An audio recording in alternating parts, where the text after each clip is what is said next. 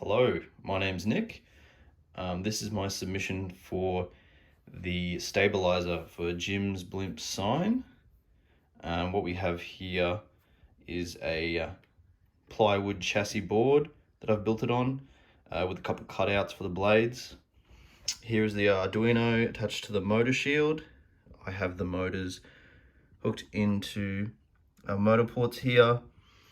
Our 9-volt battery is attached and it's going into the Arduino to power it. And over here we have the sensor. In the sensor we have the VCC ground, SCL and SDA plugged into our 5-volt and ground, as well as our analog 1 and 2. This is our string point right here. So along our central axis, our center line there, and I've attached all the components along this point just to attain balance. Here we have the two motors and the propellers. The propellers are made out of cork and paddle pop sticks. I've angled them at about 45 degrees each, just to kind of simulate those propellers that you see on drones, kind of when they do yaw movements. And I've got 6 blades on each one of these. Just looking on the back real quick. Again, these are all on the center line. And I have the AA battery pack again on the center line of the back with a hole for these wires to feed through. And that is our IMU sensor there.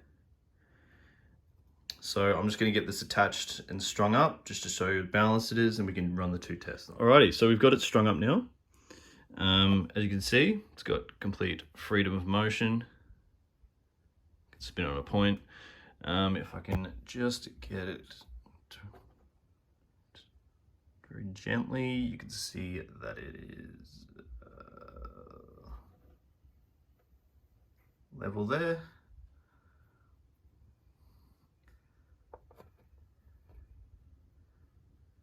Level there.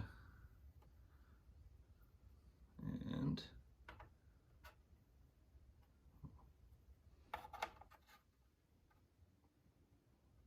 level there.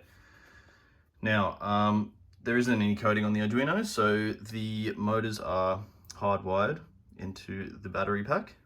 So what I'm about to do is I'll turn the motors on and show that it induces turn.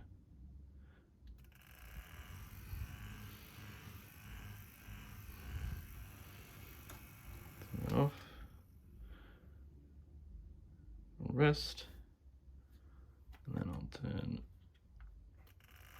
the motors on. There we go. So moving forward, as it is a prototype, all these are blue tacked on, so I do want to put some stronger adhesive, but just in case I make another chassis, I didn't want to do that right now. And with the motors at the moment, as you can see, they're offset on the front and the back. I want to look into cutting out a chassis holder right there, probably some housing, just to keep them along that center line.